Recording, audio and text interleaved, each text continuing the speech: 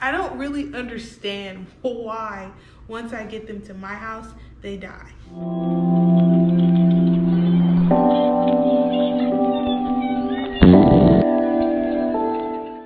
Hey guys, welcome back to my channel. So today I'm going to talk about those 5 plants, or was it 4? I can't really remember. But the plants that I got from Bella's nursery, my local nursery. So, unfortunately, I've lost some, more than half. I'm left with about, I think 2 plants, and there's a few that I'm gonna try propagating to see if I can save them. So I think at this point, since I've lost the Taneki and the zebra plant that I got from there, I'm not gonna go there and take any more chances because I'm kind of just wasting money at this point, even though they do have like a good selection of plants that I can choose from. I really think that the soil or how often they water, I don't really understand why once I get them to my house, they die. Because once I get them here, I do the textbook, hey, it's moist, don't water it, you know, let it dry out. They never dry out, then they die. So you'll see when I show you the plants that they're in front of my patio door and they get ample amount of sunlight. I even have the windows open. It's warm right now so that there's some airflow and maybe the soil can dry out. But again, I'm a beginner, so there probably are things that I'm doing wrong as to why. Those are the reasons probably why my plants are dying. Well, the ones from that particular location, because every plant that I have from Walmart, straight thriving, living its best life, putting out new growth, unfurling leaves left and right. Even my plants from Etsy, I'm over there looking at them, but even my plants from Etsy, those are doing great as well. So I don't know, I like the place, I like that it's local, but I just don't like the odds that I'm getting with the death rate. So I'll show you around. Okay, so I'll go into more detail about these another time, but here's one that's thriving, and it's the string of pearls. I've watered it once, very, very lightly with Miracle Grow like food, but very, very lightly, and I bottom watered. And it's doing pretty great. I tried to clean everything off once I got them home. I did a video on that with some talking in it, but I don't know where the footage went. So gonna just have to check it out in the time lapse in my previous video. Here's the neon philodendron. And this one's doing good. It's doing good. But it is, if you can check right here, oh, old lady knees. All right, so if you can check right here, it's very, very like limp. That's like the only leaf that's really doing that. It's just like these two, this one and this one. And I don't know if that has to do with just acclimating to my apartment or what, but I'm thinking about probably trimming it right here and trying to propagate it just as a trial and run. I had a lot of issues with this plant.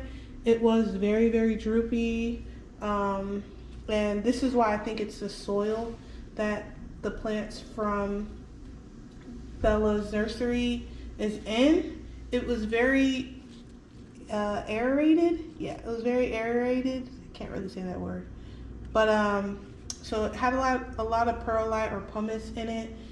No bark or anything like that, and whatever medium, probably just soil. And when I watered it the first time, when I brought it back the first time, it was still very, very damp. I tried to let it dry out. It did dry out within like the second day. And then I watered it and the water just flew all the way through, like flowed through. Like I felt like the soil didn't even get any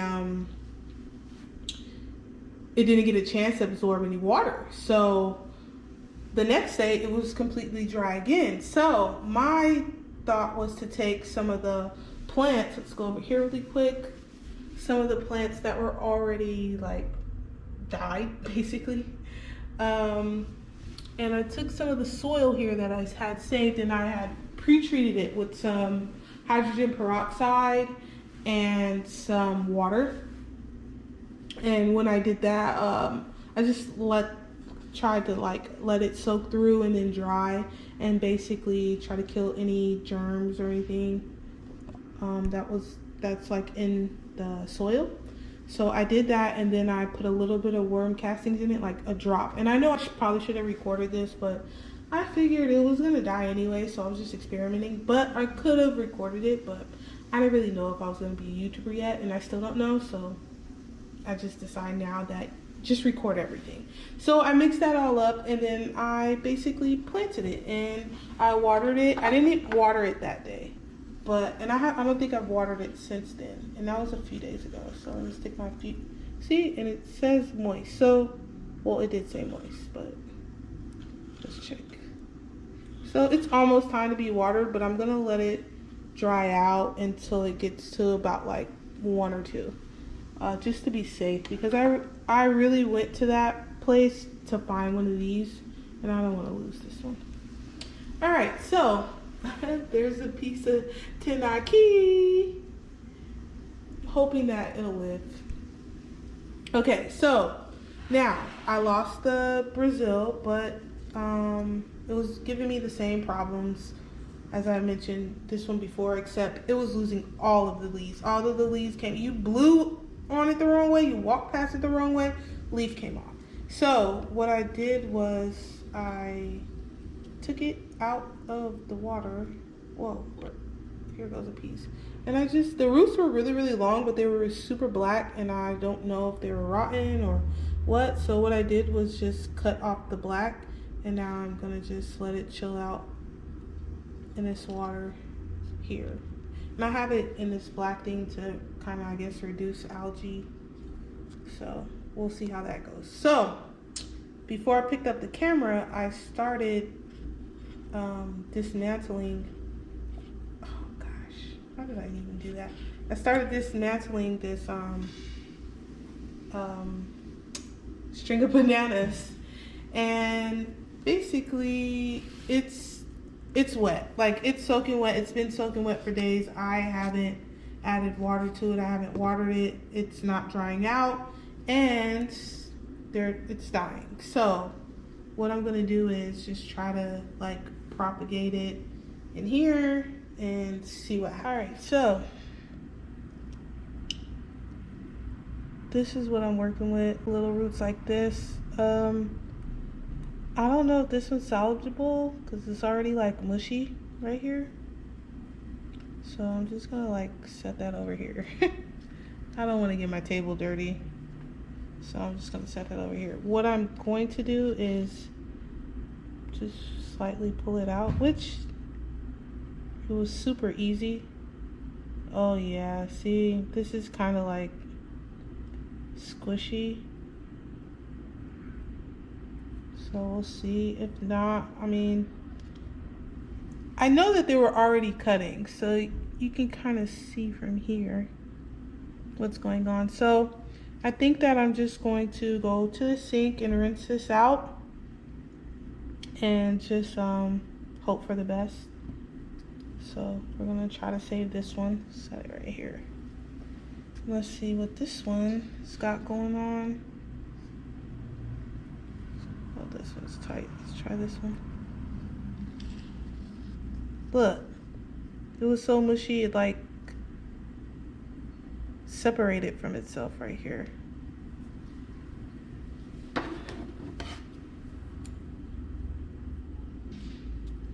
Probably gonna cut it right here. And then go wash this out at the sink. And then this last one, try to dig it up a little bit. It's kind of heavy.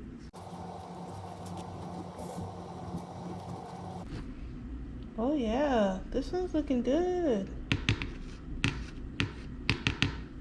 Okay, this one looks pretty good. I'm gonna just take these off because they're damaged. And it gives me like a little leg room for when I put it in water. So I probably could have left this one in there, but I don't want to take any chances because the soil isn't drying. And yeah, I don't want it to die completely. And this is just a learning experience at the same time. So I mean, it's $5 plant, so it's not like I lost a whole bunch of money.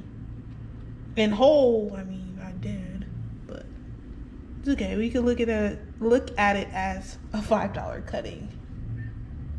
All right, so I'm gonna take these over to the sink, give them a good spray, and then I'm gonna dip them in some worm casting liquid, and then I'm gonna put them in here, and we'll check on them in about a month or so. Of course, I'll keep adding water and changing the water and stuff like that, but in the meantime, they're just gonna be chilling in this water, working on their own root system. All right, peace.